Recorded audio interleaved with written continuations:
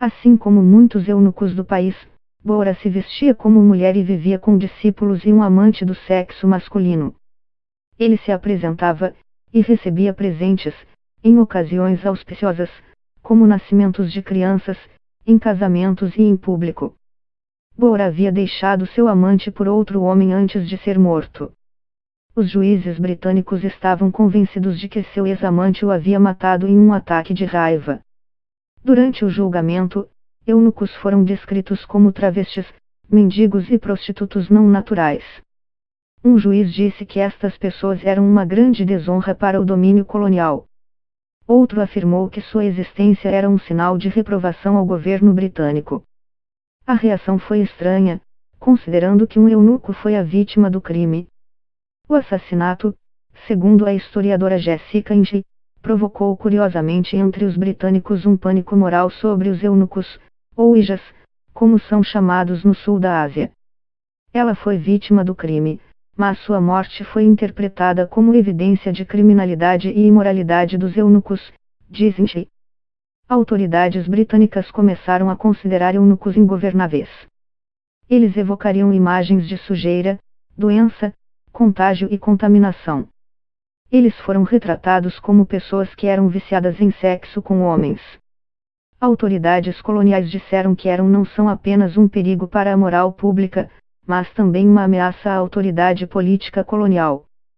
Por quase uma década, Inge, professora de História na Universidade Tecnológica de Nanyang, em Singapura, vasculhou os arquivos coloniais sobre eunucos, que forneceram uma visão detalhada sobre o impacto das leis coloniais sobre estes indianos marginalizados.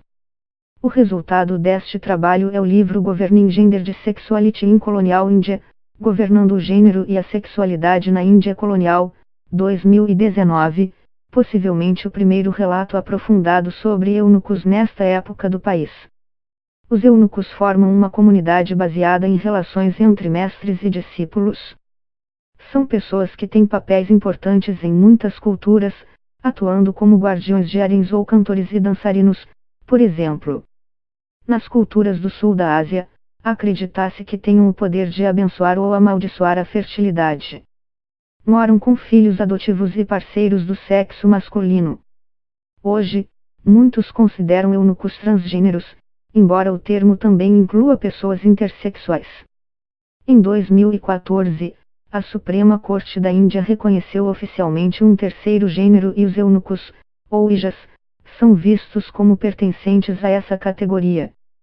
Bora estava entre os eunucos registrados que viviam no que é agora o estado mais populoso da Índia, Uttar Pradesh, e seu vizinho Uttarakhand. Anos depois de seu assassinato, foi lançada uma campanha para reduzir o número de eunucos com o objetivo de gradualmente levá-los à extinção. Eles foram considerados uma tribo criminosa sob uma controversa lei de 1871 que visava grupos de castas considerados criminosos hereditários. A lei deu à polícia maior poder vigilância sobre esta comunidade. A polícia compilou os dados pessoais de eunucos, definindo-os muitas vezes como uma pessoa criminosa e sexualmente desviante. O registro era uma forma de vigilância e também de garantir que a castração fosse erradicada para que a população já não se perpetuasse, diz Inge. Os eunucos não podiam usar roupas femininas e joias, nem se apresentar em público, sendo ameaçados com multas ou prisão se não obedecessem. A polícia cortaria seus longos cabelos e os despiriam se usassem trajes de mulheres e ornamentos no corpo. Sofriam intimidação e coerção da polícia, embora os padrões desta violência policial não sejam claros, diz Inge. A comunidade reagiu pedindo o direito de dançar e tocar instrumentos em público e se apresentar em feiras.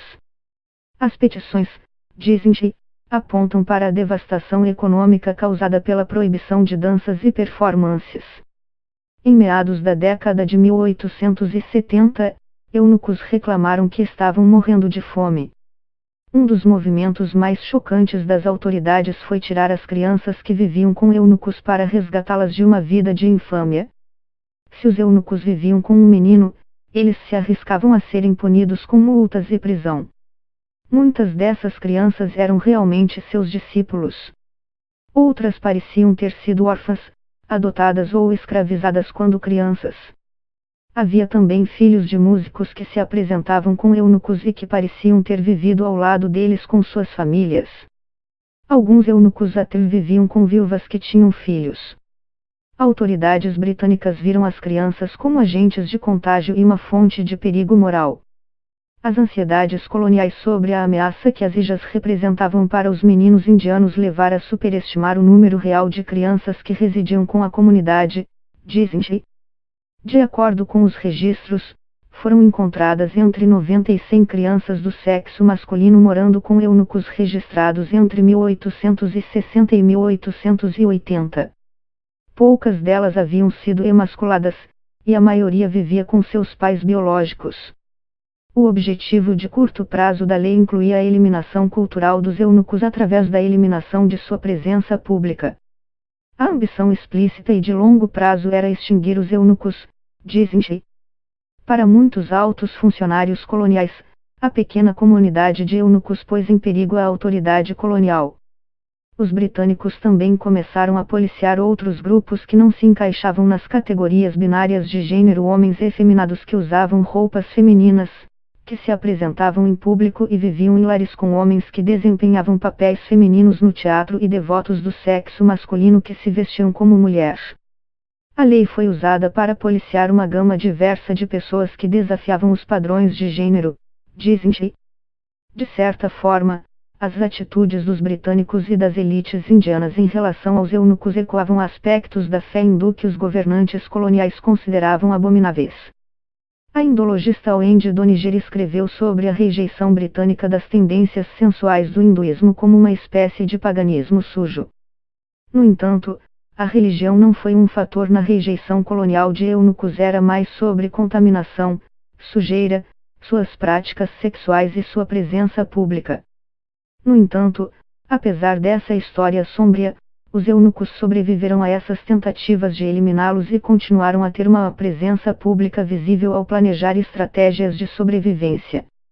Inge escreve que eles se tornaram habilidosos na violação das leis, evitando a polícia e mantendo-se sempre em movimento.